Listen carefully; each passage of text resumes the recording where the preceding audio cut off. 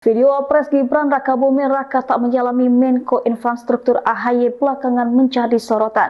Raut wajah Gibran pun tak ada senyum dan serius ketika berpapasan pada tamu undangan. AHY yang tak disalami Gibran pun memberikan reaksi serupa. Dia nampak berdiri saja. Gibran langsung menyalami Jaksa Agung ST Burhanuddin. Mantan wali kota Surakarta ini sempat melirik AHY. Namun Gibran langsung melanjutkan perbincangan dengan Kepala Staf Angkatan. Rupanya hubungan AHY dan Gibran sudah pernah diprediksi Prabowo. Prabowo pernah menyebut AHY dan Gibran bisa bersaing pada pemilihan presiden mendatang.